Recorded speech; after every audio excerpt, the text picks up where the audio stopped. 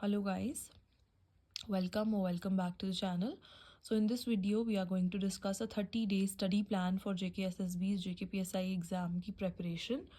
तो you all must be aware that इसमें 6 sections हैं जो comprise कर रही हैं, कुछ 40 मार्क्स की हैं और कुछ 30 मार्क्स की हैं और टोटल ये 200 मार्क्स का एग्ज़ाम है. तो इसमें 20 और 15 इतने ही क्वेश्चन आएंगे हर सेक्शन में से. तो we'll have to be wise enough to इस चीज़ के लिए कि हमें कौन कौन से सेक्शन में से क्या क्या टॉपिक पढ़ने हैं और क्या छोड़ने हैं. ठीक है, अगर तो ये exam by the end of March या फिर अप्रैल स्टार्टिंग में हो जाएगा तो जितना ये सिलेबस है उतना सारा का सारा भी करने की ज़रूरत नहीं. अगर हम वाइजली और थोड़ा सा जुडिशियसली टाइम को यूज़ करके उतना ही पढ़ें जो हमें लगता है इंपॉर्टेंट है और जो आएंगे ही आएंगे टॉपिक्स, जैसे फॉर एग्जांपल मैथ्स है या रीजनिंग है, उसमें से जैसे जो नंबर सीरीज़ या कोडिंग डिकोडिंग या हमें पता है वेन डायग्राम्स और इन सब के जो क्वेश्चन है वो डेफिनेटली एग्ज़ाम में होंगे. तो ये टॉपिक्स जैसे रीजनिंग के कर लिए, ठीक है. और उसके बाद जो मैथ्स है, मैथ्स में percentage, ratio, time and work, जो सिंपल इंटरेस्ट, एवरेज, क्योंकि मैथ 60 मार्क्स का है टोटल, क्योंकि मैथ्स को इन्होंने एक तो क्वांटिटेटिव एप्टीट्यूड में डिवाइड किया और मैथमेटिकल एबिलिटीज़ में. अच्छा, मेंसुरेशन, ट्रिग्नोमेट्री, ज्योमेट्री, इन सब के अगर ये सारे टॉपिक्स के जितने भी फॉर्मूलाज बनते हैं वो सारे अगर आप एक छोटी डायरी या छोटी कॉपी में कहीं पे लिख के उनको लर्न एंड रिवाइज करते रहो और साथ में क्वेश्चन सॉल्व करते रहो तो मैथ्स भी यू कैन डू. ठीक है. और उसके बाद अब जैसे फॉर एग्जांपल हम जीएस का पार्ट देखते हैं. तो जीएस का पार्ट जो है वो 40 मार्क्स का है और 20 क्वेश्चन उसमें से आने हैं. तो अगर हम फॉर एग्जांपल हिस्ट्री है, हिस्ट्री में सारा करने की ज़रूरत नहीं है. एंशिएंट और मिडीवल चलो अगर जिसने पढ़ी है वो तो ठीक है, अगर किसी ने नहीं पढ़ी है तो इट इज़ फाइन अगर आप उसको स्किप भी कर देते हो और उसकी जगह मॉडर्न हिस्ट्री को ज़्यादा पढ़ते हो और अच्छे से रिवाइज करते हो, क्योंकि मॉडर्न से क्वेश्चन आने के पूरे 100% चांसेस है.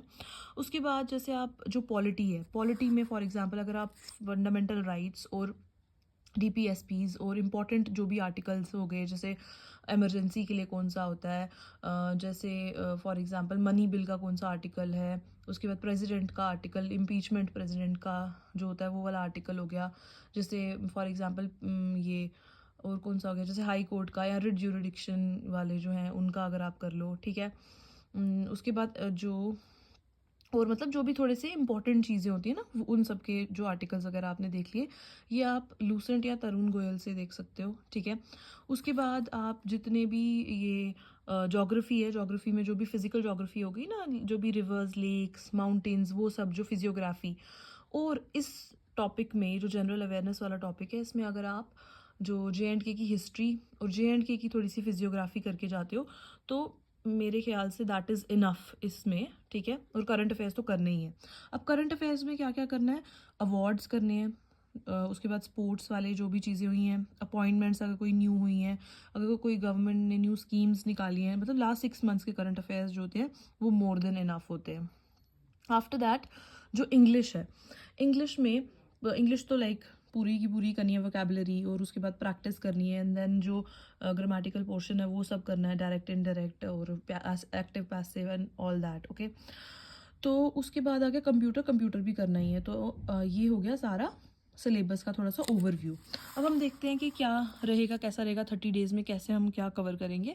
तो वीक 1 में अगर आप जनरल अवेयरनेस के ऊपर फोकस करते हो और जनरल अवेयरनेस में आपने हिस्ट्री, पॉलिटी, ये साइंस का, ज्योग्राफी एंड थोड़ी सी इन्वायरमेंट की 1-2 चीज़ें देख ली, तो वीक 1 में आप पूरा का पूरा ये कर लो. वीक 2 आप मैथ्स और रीजनिंग को दो, जिसमें आप ये सारे टॉपिक्स जो हैं जो मैंने अभी बताए वो सब आप लोग रिवाइज करो, उनके MCQs, उनके PYQs वो सब सॉल्व करो. ठीक है. अच्छा, उसके बाद वीक 3 जो होगी उसमें आप करंट अफेयर्स और JNK स्पेसिफिक के टॉपिक्स, कंप्यूटर और इंग्लिश रखो. आई नो दैट इज़ वैसे देखने में ये ज़्यादा लग रहा है लेकिन ये सब आसान है. कंप्यूटर और इंग्लिश तो थोड़ा थोड़ा टाइम भी दोगे तो वो हो जाएगी. देन आफ्टर दैट वीक 4 जो है उसमें जो भी पिछली 3 वीक्स में से कुछ अगर टॉपिक्स रह गए हैं या अगर आपको नहीं उसमें ज़्यादा उसकी ज़रूरत है तो आप वो भी कर लो, मॉक टेस्ट भी दो और सारा का सारा एकदम रिवाइज भी कर लो. ठीक है. तो ये हो गया सारा हमारा 30 डेज़ के अंदर हमने किस तरह से